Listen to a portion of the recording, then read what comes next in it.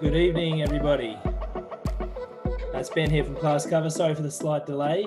I am just checking that everyone can hear me loud and clear. We were just having a little bit of trouble with the Facebook stream. Maybe you can just confirm in the chat if you can see me and hear me. My name is Ben Grosey from ClassCover, and it's a real pleasure to be here. Let me just check the chat, just see if I can get a bit of feedback on whether or not people can hear me. I'm just going to type in the chat. Can everyone hear me and see me? Excellent. Wonderful. Thanks, Kathy. Thanks, Meredith. Hope everyone's really well out there. Where is everyone coming in from tonight? Where's everyone beaming in from? Be really interested to hear that. Fair few from Sydney. Good to see. Yeah, I'm coming from Sydney. Wonderful. Is that Michael? Yep. Thanks, Michael. Good to have you here. All right. Well, like I said, absolute pleasure to have you here. I hope you've enjoyed the Relief Teacher Conference so far. It's been an absolute roller coaster for 2020. And first and foremost, I just want to thank Billy from the ClassCover team, who's just done a spectacular job putting this conference together for this year. It's been a year of both unbelievable, I guess, change and in some respects a year of opportunity for us here at ClassCover. And what we've found in the last couple of weeks is that a whole lot of different things are converging on each other to really come to a head at the same time. And just to give you a little bit of an update of what I'm talking about, most of you will know that we went live with a new product called Home Teacher during the height of the pandemic, especially the height in New South Wales. We wanted to connect casual teachers who are looking for more work with parents looking for help with their homeschooling commitments. And as we know, in New South Wales especially, the schools opened up quite quickly, and that home teacher offering kind of pivoted back into a traditional online tutoring offering. Now, during the pandemic, or the height of the pandemic, I had a number of discussions with casual teachers who are looking for more work with parents looking for help with their homes. Sorry, everyone. I could just all of a sudden hear my own voice, a bit of an echo. Yeah, so like I was saying, the home teacher offering was one where we aimed to give parents a bit of a break by connecting them with some casual teachers who wanted more work.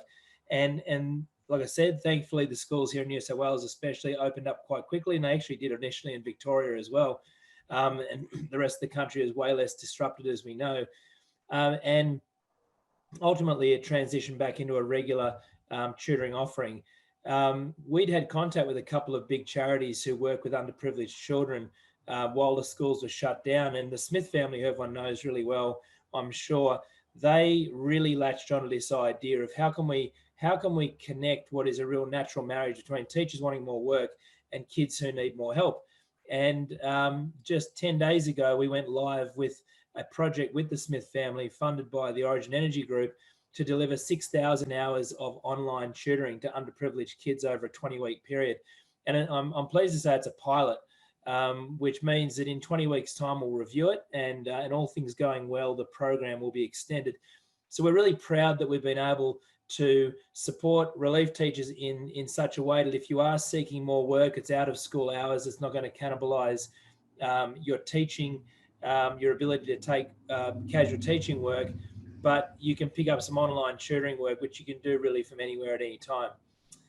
In addition to that, many of you will also be aware that we're just about to complete the deployment of the teacher, what we call the teacher validation project. And that's where your approval to teach and your mandatory training status will be displayed to schools.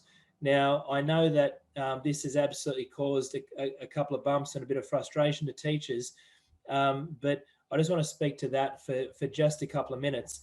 And that's just because of the overarching goal that we have as both an organisation, but also as the DOE in relation to this feature. And that is to say that mandatory training for the last 15 years or so within the Department of Education, New South Wales, as many of you'll know, has not actually been mandatory. It's been more of an option. And if you can imagine things like the anaphylaxis certification and the emergency care, the skills that you acquire in those certificates can be life-saving skills. And I refer to if a child goes into anaphylactic shock in your classroom and you don't know how to operate an EpiPen, for example. And so what the department has sought to do in collaboration with us is to save schools a lot of time with not only the checking of the mandatory training, the 7 certificates and the approval to teach by showing a live feed to ClassCover, but also to really de-risk our students. And that is to make sure that eventually, not immediately, but eventually, that every single teacher who is in front of a classroom in New South Wales will have their approval to teach. Obviously, they're working with children, that's a given, but then also there's 7 mandatory training certificates. And I think that across a period of maybe 3 to 6 months, we will get to a point where that will be the case. In addition to that, it will also mean that the administrators at our schools don't have to worry about the tracking and the checking and the rechecking of casual teachers in order to make sure that they're approved. It's just a matter of checking their status and then reminding the teachers that they might need to update a certificate here and there. So please bear with us. I can reassure you that the technology has worked and it's always worked. And that of, let's say about, I think it's up to about 900 support inquiries to MyPL. At this point, about 897 of those support inquiries that have been resolved by MyPL have been due to very small little administrative errors in relation to, let's say, a misspelled surname or a date of birth not aligning, or a maiden name being used and a married name being used on a certificate with a maiden name being used on the DOE approval to teach. Okay, so we've got a question. And what are the 7 mandatory certificates? Now, I'm just wondering if maybe Billy from ClassCover, who's on the call, maybe you can just dial up that article, Billy, if you don't mind, and just post that in the chat, because I'm not going to be able to remember them off the top of my head. I know the anaphylaxis and the emergency care one. We'll get that answer to you really quickly. But guys, first and foremost, why I'm here today is to answer your questions about ClassCover, and whether it be concerns, whether it be just curiosities about how the platform works. Nothing is off limits or off the table. You can put them in the chat. We've got some questions that have been asked in advance, or you can open the mic up and ask the question yourself. And so really this session is directed by you, and that is, okay, so, and so like I said, pop them in the chat, and we will go from there. But I'll just take care of a couple of administrative things first up. So Kathy's got any idea why we can see some of us and not others? And I think you're referring to on the Zoom call. I know you can opt in to what we call gallery view on Zoom, which will give you 9 people per screen on the Zoom. Just refer to the top right-hand side. You'll see 9 dots there, Kathy, and you can sort of scroll across to see other people. It looks like, in fact, you can see up to 12 people on a screen. Maybe it's dependent on the size of your screen.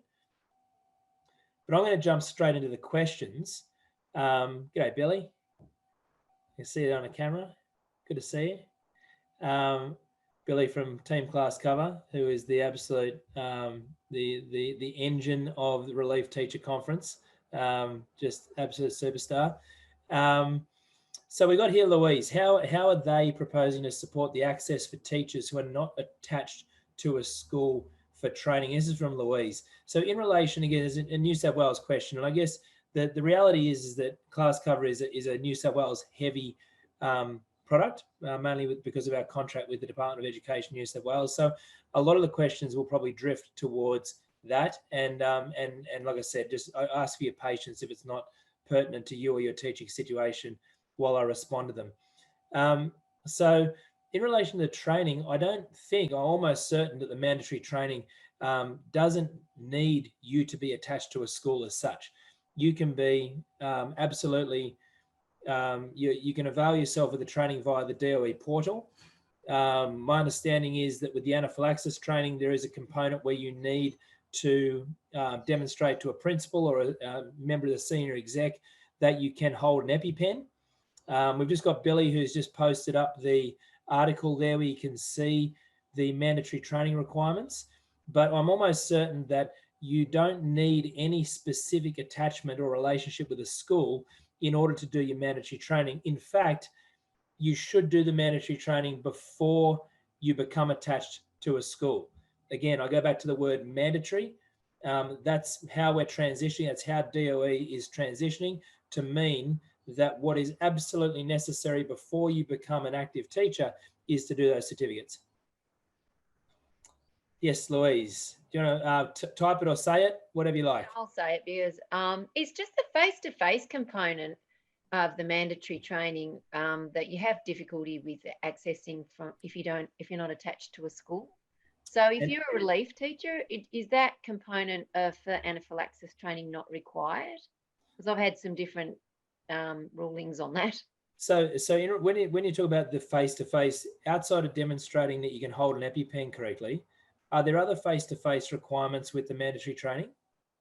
If you're a teacher at a school, say you're there for a block, my understanding is that you need to have that face-to-face anaphylaxis component, which means that you have to do that training, in groups in schools.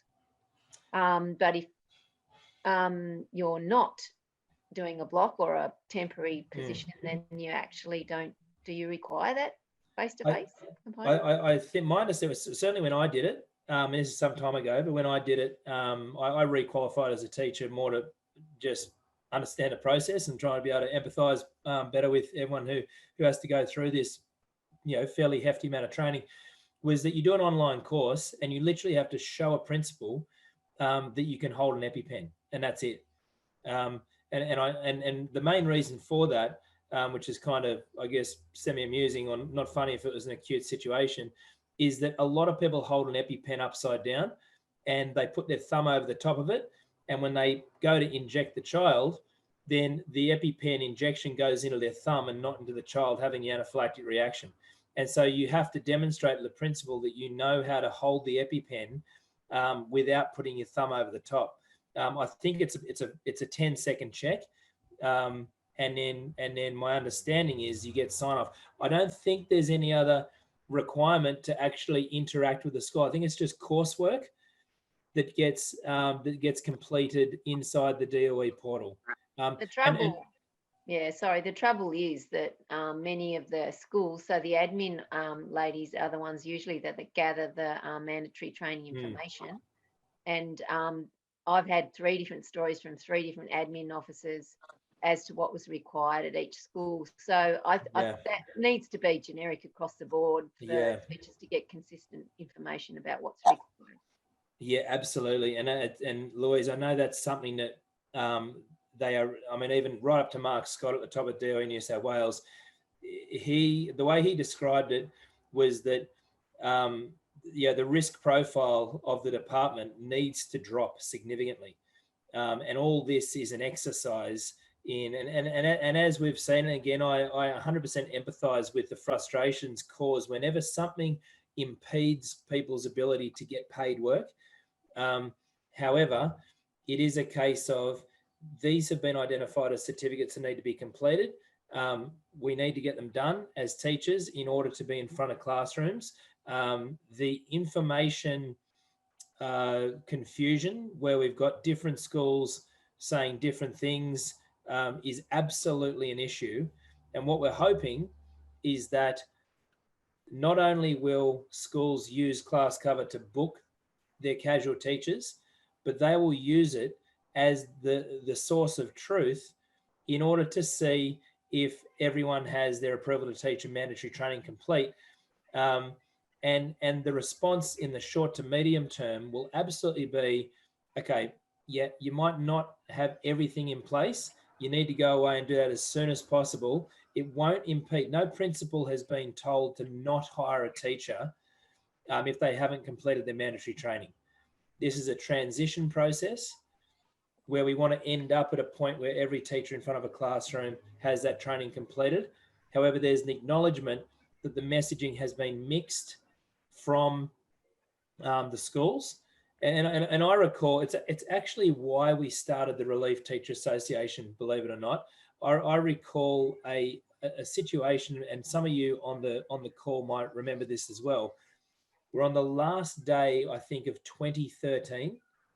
The Department of Education sent a text message to 40,000 casual teachers saying, you need to do anaphylaxis training if you want to work in 2014.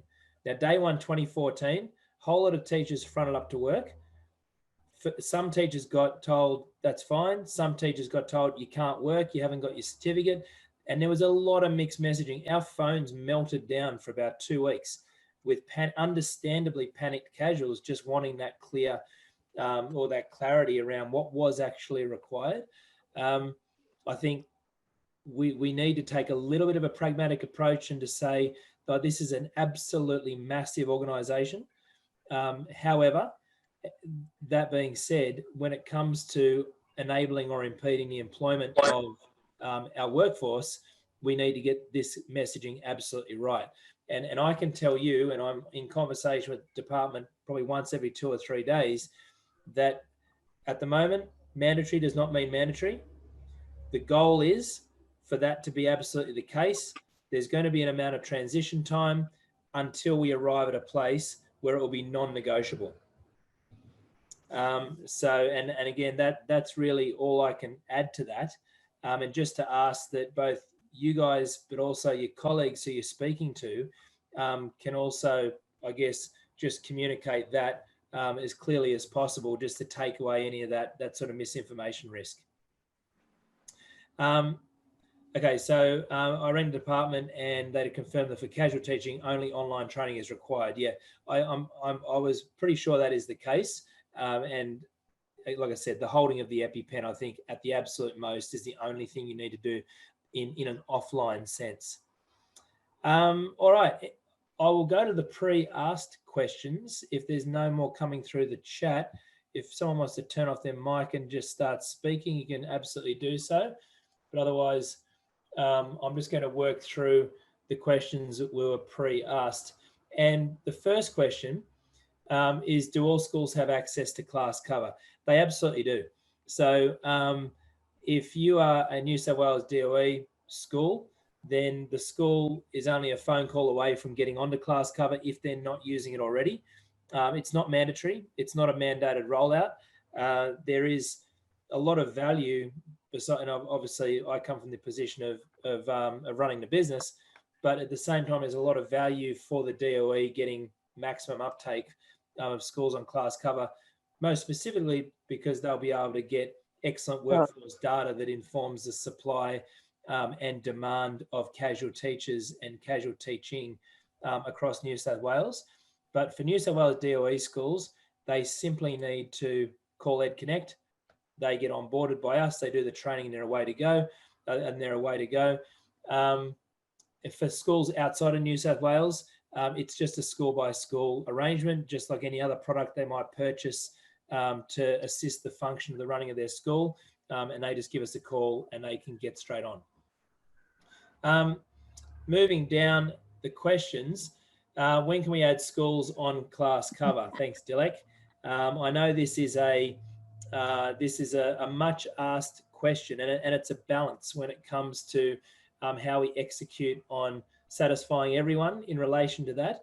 What the schools tell us in spades is they like to know who their teachers are, and they really like that interaction with teachers when they either approach the school face-to-face or maybe in a phone call. And of course, sometimes emailing works. And I've talked a lot about that in the past, that the face-to-face interaction, I think, still derives the largest amount of success when it comes to becoming a teacher who will be engaged by a school on a frequent basis. When it comes to the idea of, can I get on ClassCover? Can I select a bunch of schools and say, please add me, like a Facebook friend request that works in reverse? It's a bit delicate because the schools have said to us they don't want to get spammed. That's their words, not ours, by teachers they don't know. Now, What we are about to launch, and this will launch, and this is another one of those things converging all at the same time, is we're about to launch what we call ClassCover Jobs. And this will go live on Thursday on the website and over the weekend on mobile. What this will allow schools to do, and eventually private businesses who are looking for educators, is will allow them to post effectively job ads on ClassCover Jobs, which you'll be able to see from both the web experience and the mobile experience. So let's say Homebush West Public School needs casual teachers. They want to bulk up the size of their casual teacher list. They can place an ad, and then all you need to do is you need to go on to ClassCover Jobs from the teacher side, review the ads, and then click apply. And what that will do, it will put your name into their applicant bucket, so to speak, ready for review, and they're only one click away from adding you. So school expresses that they want more casual teachers to start with. You go on and say, yep, I'd like to be considered for Homebush West Public School. They can check out your profile. They can click add. It's a one-click process for the casual teachers and a two-click process for the schools. Now, in addition to that, we've had over 80 requests from schools just this year alone to advertise temporary full-time blocks.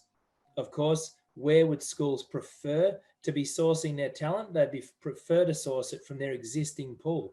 And so schools will be able to advertise those sorts of roles. We have lots of private businesses that want to access educators, people with a teaching skill set and qualification. They will be able to advertise on there as well. And so look out for that. It goes live on Thursday afternoon. We're actually really excited about it because we think it's going to solve that school needing teacher wanting more work problem even better than what we currently are. Okay, so we've got Aman. My ClassCover account on my phone has not changed after the changes to the website. My account on my laptop has. Can I just get, is Aman on the call? Can I just maybe get a little bit of clarity? I can't see Aman on the call in relation to how the phone experience matches up with the website. Always just go to the App Store if it's not someone who, if it's not a phone that might automatically update, or you might not have automatic updates set up, just make sure that you try and do that manually. The phone app will update periodically. The website experience is separate to the app experience. And by that, I mean things don't deploy at exactly the same time. Okay. Maybe without getting any extra information from Aman, I'll leave that question there. We've got Nicole, and Nicole has said, tips for older teachers hoping to do relief work on a regular basis. Look, I think in relation to just how to get more work, and this is our second most popular topic when it comes to, I guess, discussion and PD after behaviour management. It's how do I get more work? And I think across the demographics, not just older teachers, it's a challenge that a lot of teachers have, especially in a lot of the areas which would be considered to be oversupplied with casual teachers. I think, like everything in life, it's just all about relationships, and that is that you're going to need to put in a little bit of groundwork when it comes to building a relationship with a school. You need to be a little bit lucky and a little bit at right place at the right time. Now, I've spoken about this many, many times over the years, where I believe the best time to approach a school is just after the final school bell rings, so that much of the front office staff has gone home, and you would really increase your chances of having a conversation with a member of the executive, perhaps even a decision maker about who approves people onto their casual teacher list and who they do not. In addition to that, it's a bit of a case of who you know also helps. So trying to leverage contacts, and it might be a fellow teacher. Because a fellow teacher might say, hey, look, I know someone awesome who's looking for a bit of extra casual work. Can I introduce them to you? Or it might be a relative. And we really need to leverage that sort of, that old axiom that everyone knows a teacher. We need to try and use those networks as best we can to give yourself that little bit of a leg up, so that you're not an anonymous CV on a pile, but you're actually setting yourself apart because there might be a referral or just at least an intro coming from a trusted source. We certainly follow at ClassCover when it comes to recruitment pretty much a mantra where 90% of any new hire is basically done on referral and cultural fit. And if you get those two things right, you've got a massive head start, because typically I'm not going to refer someone who I think will end up being a bad teacher to a principal who I really respect. And so try to use that referral, try to use that networking effect as best you can. And as I say to many people, if you've spent your whole life being a good person, you should be allowed to call in a few favors every now and then. So be proactive about it and have a good little think. Write a list of people who you think could possibly introduce you into a school community. And I think that power of referral can really help. All right, we've got Prue, who says, do schools approach teachers or do teachers approach schools? So in relation to ClassCover, it works both ways. And as you will all be very well aware, supply and demand changes across geographies. It changes because of time of year. It also changes because of demographics.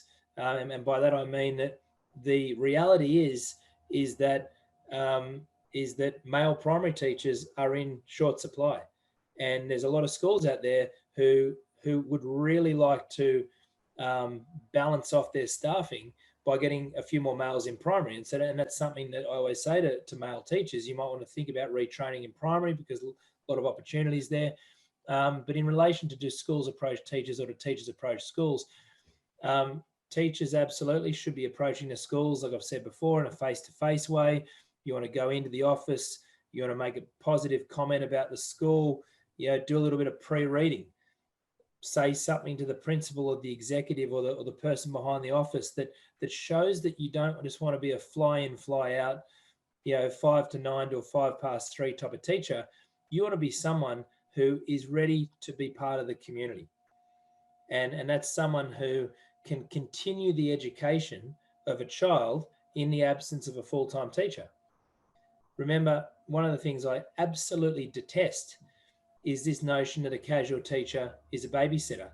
And I've seen some horrible comments, even in the last couple of weeks, about full-time staff, even leveling that effectively charge, if you want to call it that, at casual teachers. Almost just keep them safe. I'll pick up the work when I'm back. That's not what we're there for as casual teachers. We are there to continue the education of children in the absence of a full-time teacher. 10% of a child's education, pretty much globally, will be taught by a casual teacher. Okay, so when it comes to approaching the schools, take a mindset in that you are applying to be a member of that school community. Okay, in relation to schools approaching teachers, that can be done via the Finding New Teachers feature on ClassCover, which has been a feature in existence for a very long time. That will now be complemented by ClassCover Jobs, and that will be the way in which schools who are in desperate need of more casual teachers, and we see this in the winter months, we see this in the hard to staff schools, we see this in rural and remote, that is how they'll be able to connect to casual teachers. I'm going to jump on and see it and just hit address a chat message, and it's one of the most contentious features and I guess aspects of ClassCover, and this is around what we call the all-at-once booking request. So we've got someone from we've got Sally from WA who says, I've been told you only have 30 minutes to accept a job. Is that correct? Quite new to New South Wales from WA. Well, welcome to New South Wales. Hope you've had a positive experience. Sally, absolutely love West Australia. Be keen to know why you moved over. I think it's an amazing part of the world. I was actually meant to be there in April until the lockdown. So in relation to how the bookings work on ClassCover, there are many, many different ways to book a teacher on ClassCover. First and foremost, back in 2012, what ClassCover was and still is was an availability matrix. In other words, you might remember the old whatif.com from back in the day when you could book last minute hotels. It was a list of teachers' names, it was 14 days, and it was an availability grid. Available, unavailable, hasn't indicated. The school would use that availability grid as a guide. And I can remember one day, many, many years ago, a friend of mine was a DP at Parramatta Public School. She logged in. She had 100 or so teachers on ClassCover. 95 of them in the middle of August were red, unavailable. And so at the very least, we'd saved her 95 phone calls. And then she was just addressing the 5 who were saying on ClassCover they're available. That still exists. So if a school wants to retain a personal touch on ClassCover, they can check availability, they can ring the teacher to confirm, and then they can book them in. Okay, so the personal touch does not have to go. And of course, Sally, I'm using your question here just to give everyone an overall picture of what the ClassCover platform or how it works. Next, we had the two-way SMS added to the system. And this is where the automated booking requests are able to be sent out. And that's when school says, I need a teacher on this date and maybe this subject or this year group, this stage group. And what they do is they then receive teacher results. So they might have 15 teachers who are available that can teach maths on Tuesday. They then populate an invite list. So they go click, click, click, click, click, and they stick 6, 7, 8 teachers into an invite list. Once they're happy with that invite list, they've got 2 options. The first option is to send all 8 of those teachers a message all at once. And the first person to reply will get the job. Now, schools, as we know, get in very time-critical situations when it comes to staffing. Now, I would be lying to you if I said that some schools don't use this method all the time. But what a lot of schools do is only when it is 7:30 in the morning and they need someone ASAP, do they use that all at once request. Because the other option they've got is to use what we call the one at a time booking request. And what that means is you can create a prioritized list. So your 8 teachers, teacher 1 will get the message. Can you teach this date, this time, this class, this subject? Yes or no? Say no, immediately goes to teacher 2. You can also set up a time interval in between the invitations. So we might have Louise getting the invitation and we tell ClassCover to send the message to Martha after 13 minutes if Louise hasn't said no already. And the system goes searching for the teacher to say yes. As soon as the teacher says yes, then that booking is confirmed. As you know, teacher gets it, school gets it, calendar's updated, booking is made. So in relation to, have you only got 30 minutes to accept a job? In some contexts, it's first in, first served. We encourage schools to use the prioritize the one at a time booking request as much as possible. They can do the call, they can check the availability, do the call, or they can do the one at a time. Something that I've just been prompted, and thanks to that, I think it's Billy who's writing this. We also have a new feature on ClassCover, which is called Scheduled Send. And what that allows schools to do is, let's say they have an absence that comes up at midday because they've found out that a teacher's not going to be back tomorrow or there's something extraneous that's come up. Now, previously, what we heard from our teachers and from our schools is that teachers aren't really meant to be on their phones while they're teaching. But it added a pressure to the teachers thinking, well, I don't want to be on my phone, but what if a ClassCover message comes through while I'm on class? So what we implemented was a scheduled send feature. What that means is you can create a booking request, but the school can delay the sending of that request until, let's say, 3:30 p.m. And we've seen really strong uptake of that by the schools, because things like we'll have a school create a booking request at 10:45 at night, but understand it's a bit of an antisocial hour to be sending a request. So they'll delay the send until 7 o'clock the next morning. So the school maintains the convenience, but there's more respect to the teacher in and around when the message is sent. Okay.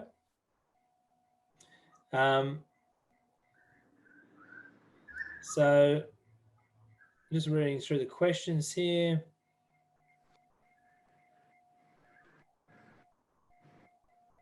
Yeah, so a couple of things you can do. And remember, you can always provide feedback to your schools about how they use ClassCover. So you might have a relationship with the person who books the teachers. You could say to them that they could just check your availability and call and just do what we call a pre-confirmed booking. That just means that you don't have to be as much of a slave to your phone.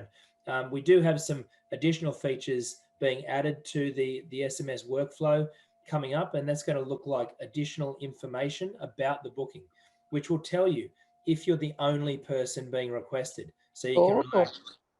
What's that, sorry? So I just had someone chime in there. You'll get additional information about your booking request. So you'll be told if you're the only person who's been requested, so you can relax. You'll also be told, out of respect, if this is a all at once booking and you really need to hustle. And you'll also be told if it's a one at a time and potentially, and we need to see if this is possible, but potentially tell you how much time you have to respond to the request before the next person gets asked. So, and I just want to take this opportunity to say that we try our very best. I say this in the bottom of my heart. We try our very best to be convenient for schools, but absolutely respectful of the fact that ClassCover facilitates, in both sometimes a positive, sometimes a negative way, you as teachers receiving paid employment. And we know that that is a very, it's fundamental to anyone's existence, their income. And so we know it can be a very, it can be emotional, it can be frustrating. We know that when you don't get you don't receive a booking or you don't get confirmed for a booking that you've replied to in the positive, that can be really disappointing, really frustrating. But we are working constantly on trying to respect the process to a greater level to make sure that you've got all the information that you can get, but also asking you to realize that when bookings are done in a non-ClassCover way, that there were schools previously who were sending just blocks of SMSs from a third-party website to teachers, or calling up, getting a voicemail, and then just calling the next teacher, then calling the next teacher, calling the next teacher. And there was that, I guess, those attempts to sort of hack their way to efficiency when it came to trying to secure a teacher on a last-minute basis. All right, I can move down the other questions now. Okay, how can I edit my profile information on ClassCover? So you can do that via the website. So you go to My Profile and you click Edit there, Wendy. And then why does ClassCover keep crashing and I need to log in over and over? That can be really device specific, can be app version specific, compatibility with the device. And all I can really ask there is that you contact our support team and they will do their level best to help that to not happen. Some good behavior strategies for upper primary. I might throw this to the crowd. Has anyone come across some good behavior strategies for upper primary school kids?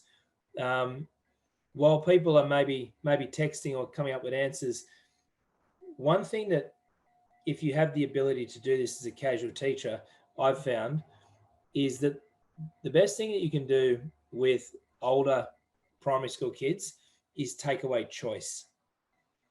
And things like keeping kids in after the lunch bell and those sort of old school punishments are, I don't think they work as well as they may have once worked. And also half the time doing things like keeping kids in during lunch is just harming you. It's just taking away from your break time.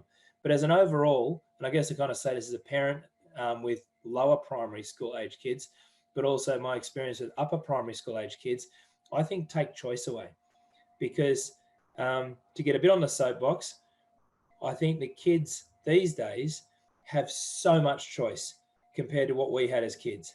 So many options, and it's so absolutely catered for. And in many ways, it's a good thing. But I think a good strategy is just to take away some choice when it comes to trying to encourage good behaviours. If anyone else has some tips to chime in with, you're very welcome to. I'm just going to move down the questions because I've just seen it's 8:13. So this is good. Okay, so I'm just replying to got Billy has given me a question she's found on Facebook. I'm often booked by other schools from other channels, and so put myself as unavailable. When I'm booked by ClassCover, I'm obviously listed as booked. Do schools prefer teachers who appear to be working as opposed to being unavailable? From Melissa. Thank you, Melissa. We've had this question many, many times over the years because you don't want to project laziness or apathy to your schools. You don't want to mark unavailable and have a school think that you're out on the golf course or having lunch with your friends, and that's the reason why you're choosing not to be available that day. I don't think that schools worry about that. What they worry about is availability accuracy.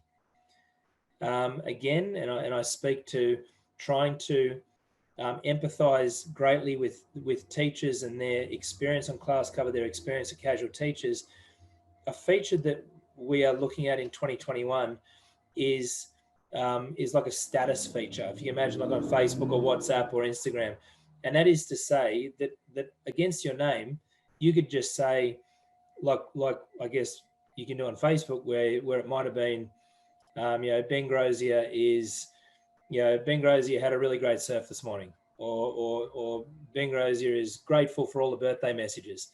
You would be able to write that Prue is currently on a 2-week block, for example, and it just gives extra information to the school, and it gives context. And you go, oh, okay, cool. Prue's on a long-term block. That school mustn't be on ClassCover. All good. And I think it just is a case of reassuring you guys as the casuals, that don't worry, it's not this blunt instrument. You don't need to worry. You can at least add some context. Look out for a feature like that coming very, very soon. But to answer the question, I don't think schools are particularly concerned. What they're concerned by is getting an available teacher and getting their preferred available teacher as quickly as possible. Okay, looking at the list of questions. Creating effective profiles from Nav, I think in a nutshell, just more detail and the more up to date, the better. I think that you want to make sure that you're engaging whoever is looking at your profile as quickly as possible. Because the reality is that there's a lot of teachers out there, and that there's probably not going to be the sort of deepest of investigation into a teacher profile, probably less deep than what you might imagine, because once you take out the casual teachers who have been added because they're a friend of a friend, that networking effect like I talked about earlier, what you want to do is, if you're coming in cold, you want that profile to stand out ASAP. So that means nice professional looking profile photo, friendly, trustworthy. It might be the first couple of lines on your little bio that you write. Don't write intimidatingly long bios. Something short and snappy, a couple of sentences, grab their attention. You might want to put forward some unique skills that you have, and that might be that you are proficient in a musical instrument, or some way that you can add again to the school community, and really be a part of enriching the environment with which these children exist in. So try and have a uniqueness, but try and do it in a succinct way. That would be my overall tip. From Christy, best casual teaching game for senior and junior students. I'm going to defer to the group for that. If anyone has any links, any games, any just golden tips when it comes to the best casual teaching game, maybe to either to engage at the start of the day, to re-engage after a break, something like that. Would love to hear that. How do we change? This is an interesting one from Kathy.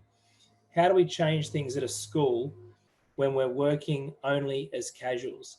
I go back to the 10% of a child's education is taught by a casual teacher, and our impact might only be incremental. It might be only in part, but at the same time, and I think it's what the pandemic has shown us, and I'm sure many of you have been reading the articles about the catch-up learning, about the millions of dollars that both the New South Wales and Victorian governments are spending on what they're calling small group teaching, which is code for tutoring. Sometimes the smallest of interruptions to a child's education can have a completely detrimental effect. And I'll give you an example. I was talking to the general manager of Smith Family Victoria. This is going back a couple of months ago, and we first started talking about this catch-up learning. And he said to me, "Do you realise, Ben, that after the Victorian school shutdowns finish, there will be thousands of children in Victoria who will never return to school?" And you just think about that for a second. And in the last 4 or 5 weeks, I've been educated, and I think I've taught in some pretty acute environments over the years. But I've been educated so much on just how tough some children have it. And the reason I reference this, and I think I've taught in some pretty. I'm just going to mute a few people. The reason I reference this is when you ask how tough. Sorry guys, I'm just getting people. Just trying to mute. Thanks everyone. But the reason I reference this is when you ask how do we change things at a school and we are working only as casuals, number one, never say only as casuals. You're not only a casual teacher, you're a teacher. And number two, how you change things is that you preside over the continuity of a child's education. That is what your role is. It's for that full-time teacher to go off sick, to go on leave, to go on long service, go to a course. And in those day or days that you are in charge of that class, it is your role to maintain the engagement and to move their education forward, not to mark time. That is how you bring change. It's in that continuity, because the change will be the positive impact that you have on the children. And that when the full-time teacher returns, they are better for your input than they were before you started. Okay, Alison, is it possible for ClassCover to allow schools to book for blocks? Yes, absolutely. So schools can book blocks very, very easily. They don't often use the SMS booking request, because typically for the longer blocks, that's a conversation where they might say, oh, hey, I've got a 4-week block. You want to cover some long service leave? If they do put it, add it, then they'll do it via the pre-confirmed, where you just get the email telling you that a booking has been made. We've got Anel who said, can secondary teachers do casual teaching in primary schools? I'm not going to speak for all the states, but almost universally that is a yes. There is a line on the bottom of your approval to teach, which basically indicates that you're a holder of a teaching approval, or an approval to teach is an approval to teach letter, and what you do in relation to subject or year group is at the discretion of the school. In relation to permanent work, that again, it is discretionary. They will typically favour teachers who are suitably qualified in the stage group that they're looking for applicants in. But from a casual teaching point of view, I think it's one of the best ways to diversify yourself in order to become more, that's what I'm looking for, more appealing to schools looking for teachers, and I'd say that from a subject point of view as well.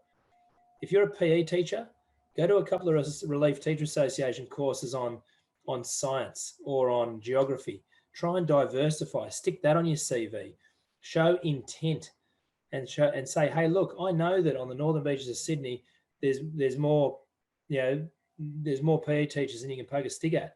But what I've done is I've gone and done a bit of work to upskill in a few shortage subjects. And I'm really keen to learn more about geography. I'm keen to learn more about science, and I'm happy to give it a go in a casual teaching context. Kathy, you just clarified on that question I answered before. I mean how to change things at the school. Do you mean from a ClassCover point of view, as in how to change the way they use the platform? Maybe just happy for it to be in the chat, just so you can clarify on that. So let's have a look. Ben? Yes, is it Kathy? Yeah, Hey, Kathy here. I was listening last night, I think it was, to, I forget his name, about all the different technology that you can use, Seesaw and Notebook and all those sorts of things. How would you influence the school to try those things if you those technologies in and out? Yeah, it's really interesting, and I mean a lot of those technology platforms, and this kind of works. This kind of works in relation to ClassCover as well. Is that it's the individual teachers who go to a full-timer, or a full-timer goes to a member of the executive and says, "Hey, I'm using this platform. I'm using it for free, or I've used it at another school," and they kind of refer up. And so the important thing to do is if you've come across a technology or something that's really helpful to executing as a teacher, when you leave a note for the full timer or you have a conversation with them, just make mention of it and just say, look, one of the best ways I've seen to embrace technology or to perform this task is to use this app. You might want to give it a try. And again, it's just a case of trying to have that incrementally positive impact on your school community. Thank you. No worries. I love how much care you're showing for the school as well, and I think that's something that will hold you in really good stead as a casual teacher. Again, because that's always just trying to improve the overall experience that our kids are having. Okay, time for a couple more questions. Let me go down through. So I've answered the one about the blocks. Best way to get school acceptance as a casual temporary teacher. Very difficult to seek face-to-face meetings with a school administrator. Yeah, I completely agree with that. Like I said, go after school. Be persistent. Don't think like one thing I've encouraged a lot of casuals to do over the years is visit, drop your CV in, and then make a follow-up phone call. And just say, oh, look, I dropped my CV in the other day, just checking in to see if it got the right person. Or you might want to do a second visit. And interestingly, Billy's just given me a stat that we surveyed our schools and 75% actually came back. They were fine with being emailed expressions of interest from teachers to be part of their ClassCover list. So keep that in mind. The emailing approach can work. Let's have a look at these other questions. I've answered a few of them already in relation to can you show yourself as being booked rather than unavailable? Are all ClassCover courses registered training? So all ClassCover courses are approved by NESA. And so that means you can use them all as your NESA approved training. Our entire company is approved. So this session is a NESA approved session. All the Relief Teacher Conference sessions are approved. And what else have we got? Sending expressions of interest to schools or say, please add me via the app. Look out for the ClassCover jobs feature to go live later this week. And I really think that's going to fill a gap when it comes to schools indicating what they need and giving teachers an opportunity to put their hand up for it. What else have we got here? how do I get schools to register? Sort of repeating questions here, and this is okay. These are the ones that come up. How do I get schools to register me for relief? Like I said, it's a relationships game. Okay, try and go in there. Even if you do send an email and you don't get anywhere, think about following up with a phone call. Think about following up with a visit. Just one more coming through the chat. Yeah, okay, so just to clarify on that, or to add to that, 75% of our schools said they were fine with emails, but they appreciate a follow-up phone call. So, and then a tip in relation to getting work in a new school, make sure it goes to the right person. The admin don't always pass it on, so ask who is responsible for casual staff and send a direct email to that person. That's a great tip from Nicole. Guys, before we wrap up, is there any other questions that you want to bring forward in the chat? No topics off the agenda. I've tried to address and the vast majority of the pre-asked questions, and I really appreciate you giving up some of your Wednesday night to be part of this tonight. I hope you're enjoying the Relief Teacher Conference. We were sort of ahead of the game when it came to taking our conferences virtual pre-pandemic, and we learned a lot from last year, and hopefully you've experienced a bigger and better version of what was already an awesome event last year. Another tip coming from Kathy, just recommend choosing a large primary school so there's plenty of work available and learn their systems and procedures. They can then depend on knowing how their school works. That brings up one final really interesting tip, which I was just made aware of, and which we're going to try and implement into ClassCover as soon as possible.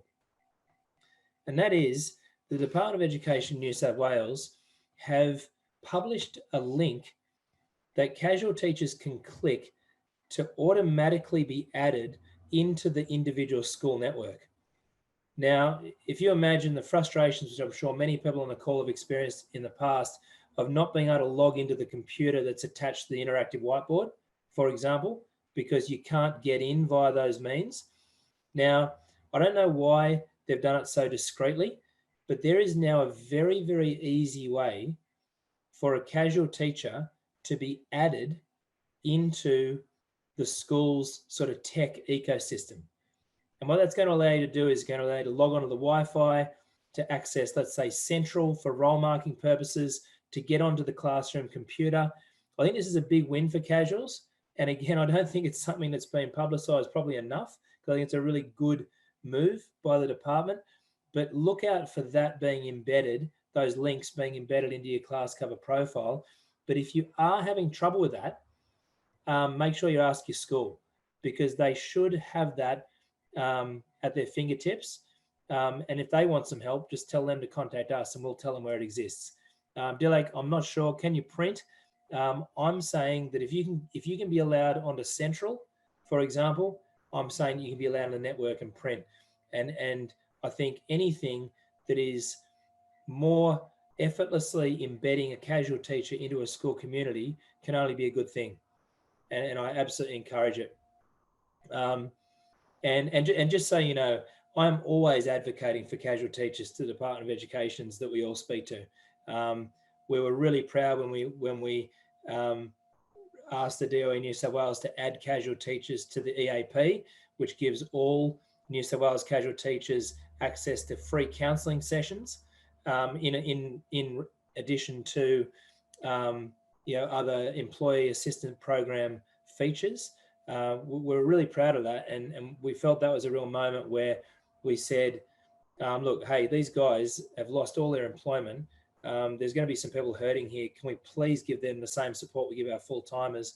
And then finally, I had a really positive conversation just last week with relatively high up at the Department of Education, and they really did acknowledge that we need to do more for our casual teachers. And so we're going to be in lockstep with the department. Every time they give the green light to do some more, it might be some subsidised professional development, it might be allowing you to more deeply embed in the school community. We're going to be there supporting that. So do know that we really do our best to look out for you. Guys, I'll wrap it up there. I hope you've had a good evening, and I hope you're having a great conference. I hope the rest of your term 4 and the upcoming festive season is wonderful to you.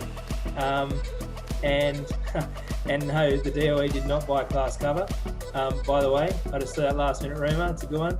But I'm going to bid you all good night, and we'll talk to you again soon. Thanks so much, everyone. Good night.